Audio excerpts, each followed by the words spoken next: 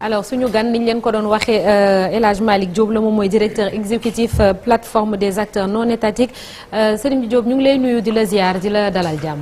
maa ngi ziar soxna Matam. di ziar ci àjjuma bi. jërëjëf di ziar El Hadj Malick Souleymane Cheikh et Marcel. jërëjëf El Hadj Malick ñu bàyyi la Chérif ñu tàmbali waxtaan bi certainement ak li nga xam ne moom moo fi xewoon démb. waaw li xew démb moom la ñu waxtaanee ba léegi El Hadj Malick Ousmane Sonko Mame Mbaye Niang ban ko renvoyé nag yoon wa am na lu ci xew ba alkaati yi mujj ko jëlal seen bopp yóbbu këram moom jàpp ni fi mu toll dafa nekk li naan ci résidence surveillée gis nañ société civile bi aussi di condamné li nga xamante ne en tout cas moom la ñuy dund fan yi surtout jëf ji boobee gis-gis nga am. waaw Chérif bi mu lay nuyoo di sant di ziar àjjuma bi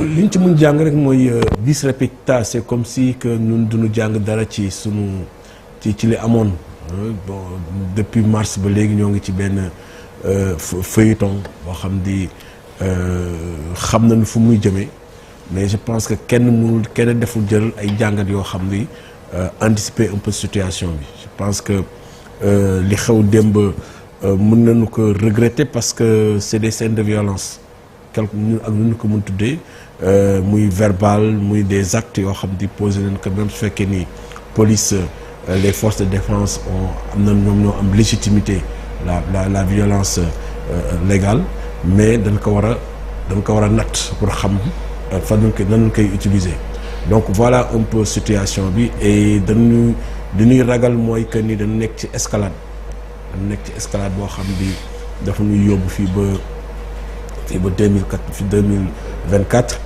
et même au-delà parce que il faut prévoir même ce qu'on appelle les crises post-électorales yoo xam ni da ciy am te jëluñu pour man li ñuy inquiétude bi na am mooy que ni jëluñu mesure bi c'est comme si dañu toog ci essence ku nekk yore sa almet di ci fo je pense que c'est un peu ça muy côté opposition muy Ousmane Sonko aussi muy aussi côté pouvoir parce que position yi ak actes yi ku nekk da ngay radicaliser wu c'est comme si dañuy foo di dem ba ci teen bi te ku nekk dafa bëgg jàpp sa morom dugg ak moom ci teen bi li par expérience muy ñi amoon ci Ablaye Wade ci régime bi muy Abdou Diouf muy avant yooyu yëpp gars yi daawuñu xeex bu metti mais nit ki des fois da ngay yenu nit ki ba ci teen bi nga xam ne mën nga ko dugal ci teen bi nga taxaw nit ñu ñaar ñëpp dund ko ci teen bi mais c'est que li gën a metti fii mooy que ni ñoom ñëpp actuellement dañ ni suñu ñëw ba ci teen bi kenn du taxaw quitte à ce que ñu ñaar ñëpp ñu dugg ci teen bi wala ñun ñëpp ñu duggandoo ci biir teen bi et c'est ça qui a changé un petit rapport. mais naka pexe alors. non pexe bi c'est un peu compliqué parce que toujours pexe dana am parce que suñu demee ba ci teen peut-être que daanu mën a arrêter ñoom ñëpp mais ce qui est dommage mooy que ni ñun ñëpp tous les parties prenantes dañu nekk ci dynamique boobu muy politique bi muy acteurs sociaux yi muy aussi muy société civile bi que kenn mënatul jël sa responsabilité wax ak nit ñi ci dëgg parce que ku nekk mi ngi xool fi ngay raaye sa morom que ku nekk su waxee ñoo ngi xool fu lay catégoriser. loolu du seen cër. bu di ragal maanaam di raayante maanaam dëgg moo leen tax a jóg ci ngeen war a ne. oui mais c'est ça ak lu mën na jur bu dee Sénégal la leen ñor. oui mais c'est ça mais c'est que xam nga ce qui est inquiétant aussi même ci société bi c'est ça le problème aujourd'hui c'est que tu as des discours aussi que ñun danoon jàpp ni kuy àtte du xeex mais su ñëpp actuellement dugg ci biir xeex bi day far day am problème dafa am ñu far du question far mais c'est que position yi mooy tax après sooy àtte da ngay am problème parce que yenn discours yi yenn attitudes yi day tax nga xam bi ëllëg doo mën a wax ak kenn parce que après même li politique yi parvenir à faire un peu aussi de la société civile mooy que ni aussi dañ leen classifier que kenn ku wax rek xam nañ fu mu war a mën a daanale wala keneen ku wax dana am et c'est ça qui fait que aujourd'hui cette société civile aussi doit se réinventer xoolaat aussi taxawaayam mais aussi jël responsabilité ba nga xam ne aussi la clameur populaire ou bien l'opinion populaire war nu aussi mën a yóbbu ci aussi nu mën a taxaw ni lii la wala du lii c'est un peu ça qui est un peu aussi la fragilité aussi de la société civile actuellement. Alaaji Malick ndax bokk nga ci ñi nga xamante ni dañoo jàpp ni jamono ji situation bi dem na de telle sorte que waxtaan mënatu la am maanaam yi fi c'est profond wala yow jàpp nga ni jamono ji c'est pas trop tard mën nañu toog waxtaan laataa ñuy egg ci 2024 ak leen lépp li nga xamante ni war na fee mën a xew. xam nga même te naka lañ ko war a dooree waxtaan. même Russe ak Ukraine sax ci waxtaan la ñuy mujjee. ñoo gën métti waaye ci waxtaan la ñuy mujjee mais balaa ñu yegg ci waxtaan. dégâts collatéraux yi ñoo bëri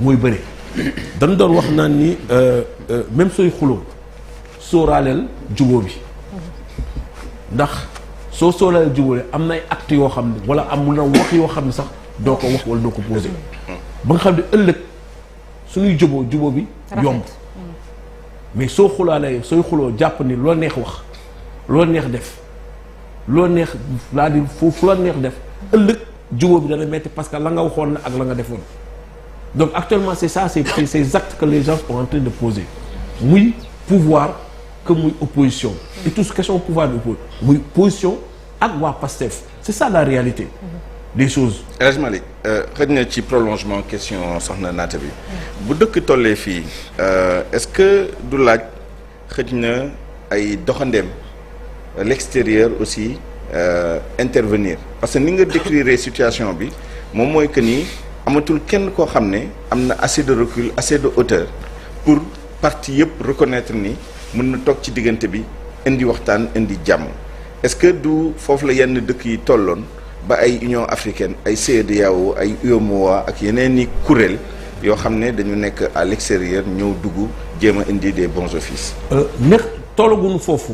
mais je pense que situation même soo xoolee Souleymane même nos leaders nos chefs religieux c'est-à-dire que ñoom sax ils ont un peu plus décrédibilisé dañ leen décrédibiliser et c'est ça qui est grave c'est que aujourd'hui su daan am sax danaan am beneen soupape de sécurité bu beneen ressort au niveau de nos chefs religieux mais tey c'est-à-dire que même ñoom du question il peut pas plus parler mais est-ce que am nañu légitime ak crédibilité bi pour wax parce que c'est pas parce que ñoom du acte ñuy posé mais c'est que ñoom ñëpp dans l'écosystème on a participé même à les fragiliser. ak kàddu yu ñagas yi. ak kàddu yu ñagas. muy ci réseaux sociaux yi muy ci kii parce que yaa ngi jàpp rek kenn ku wax rek te waxul yow fi li nga bëgg a déggee. ak fi nga bëggee mu daanu. dafa la contre. Madame, si tu n'es pas avec moi, tu es contre moi. Tu es contre moi. C'est ça, c'est ça que dafa nga xam ni c'est deux clans même soo nekkee yow ci opposition.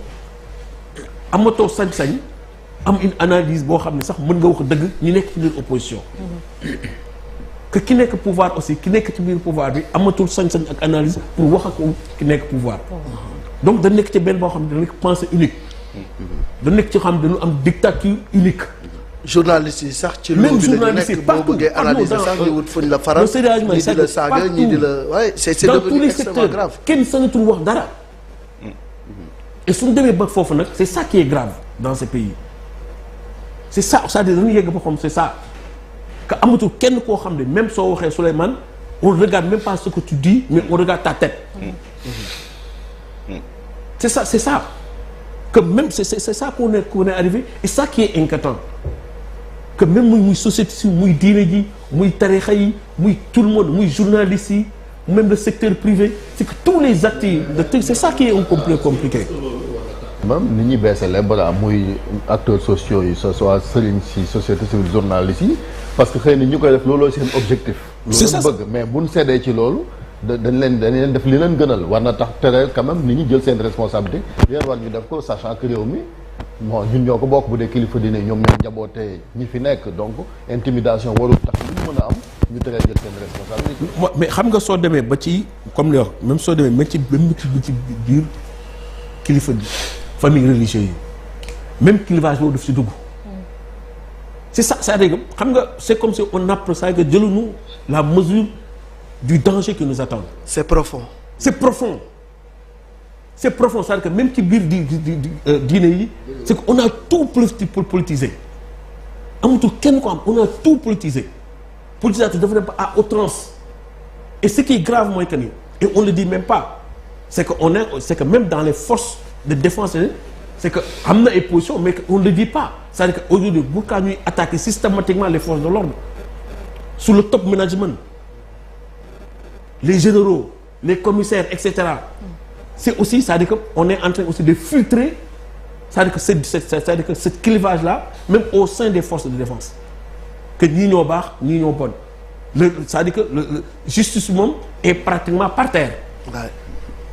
mais ana facilitateur dëkk bi les décennies passées da doon am ay mag yoo xam ne amaana sax fësuñu mais bu demee ba sotti la ñuy doog a xam ne mag bi moo doxoon ci diggante bi et cetera ndax ñooñu tam dañ leen boole ci stigmatisation bi polarisation bi ak kenn xamul nu ñu mën tuddee loolu daal. non même mag ñooñu xam nga tey soo demee bay di remettre en cause même des engagements des chefs religieux yaa fi waxoon lii defoo lii yaa na waxoon lii defoo leen lii c'est-à-dire c'est comme si kaddu amatul que man kaddu amatul parce que ki naan la par exemple ñu naan par exemple yaa ñëwoon ba mu méttee yaa ñëw taxaw waxoon na lii tey bu ñëwaat sa loolu mooy que ni tey su may def dara bu fi ñëwaat du ma la déglu c'est ça c'est-à-dire que c'est ça qui fait que aujourd'hui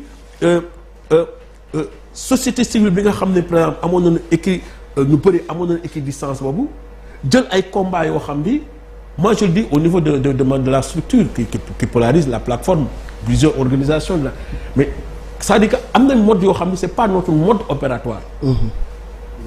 c'est non dem c'est-à-dire que taxaw marche organisée yi c'est pas le mode opératoire man je suis pendant 30 ans de la société civile mais on a des modes opératoires yoo xam ni qui fait que aujourd'hui suñu fekkee dañuy négocier di taxaw di boole doo dem ci mbedd bi di taxaw di saaga di yuuxu parce que kooku def day jàpp ni yow tu es contre moi te ëllëg soo taxawee doo ni que kaay ñu toog ñu waxtaan et c'est ça qui fait que aujourd'hui c'est que pëcc xoo boobu ça arrange.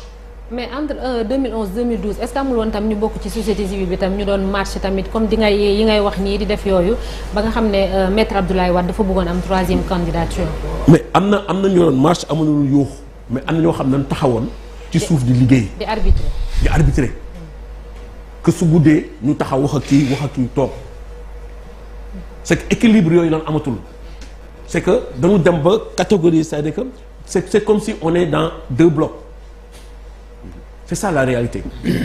mais la date des élections fixée nañ ko à la kulli àll voté dina am et la conquête démocratique du pouvoir moom la ñuy prôner au Sénégal mais tey jii dañu jëm ci lendemain yu nga xamante ni bu ñu deful ndànk campagne électorale bu sanglante lañ nar a jëm bu ñu arrêté wul spirale de violence bi à temps.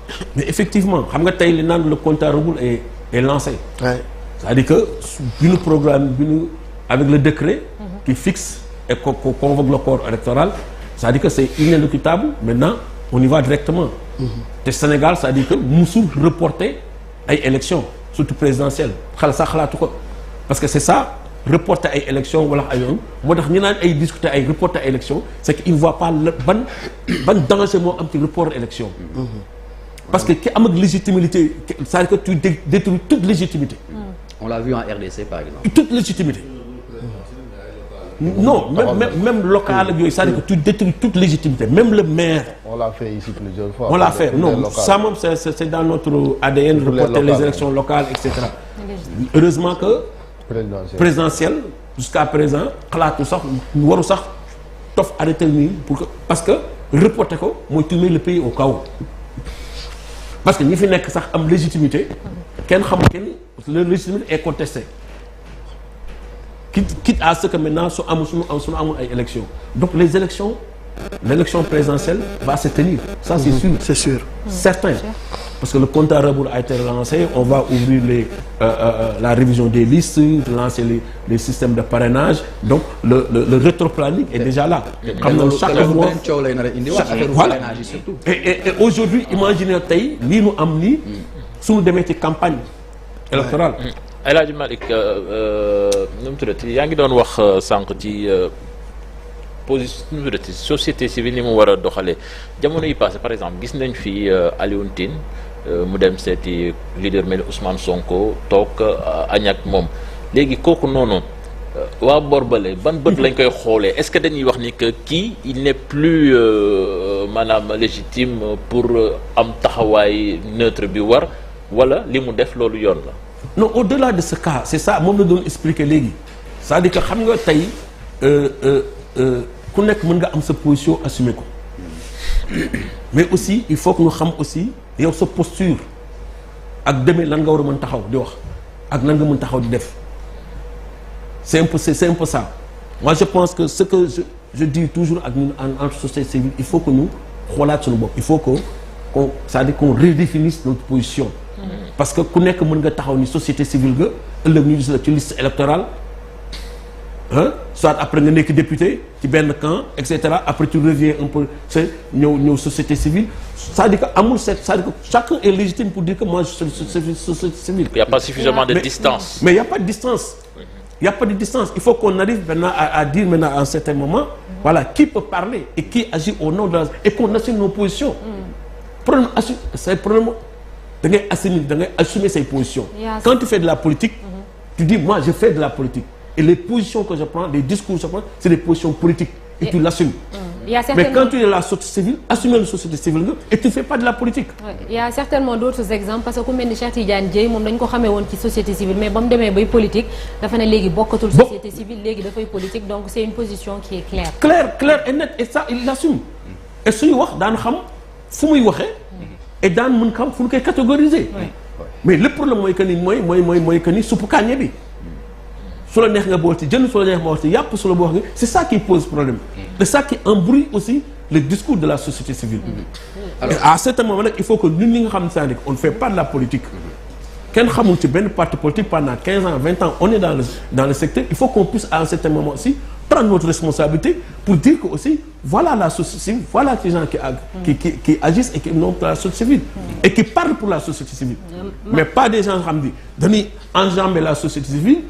Pour avoir un franc porteur après maintenant su la neexee ñu wax politique su la neexee ñu donc la journée ils parlent société civile la nuit ils font politique et ça qui fait que le discours de la société civile devient aujourd'hui de plus en plus inaudible et une confusion totale. Marcel avant-dernière question. Oui monsieur Diop mu am ay observateurs yu bëri yu jàpp ne que lenn lu mën a bokk ci apaisement climat bi jamono ji mooy que rek président Macky Sall.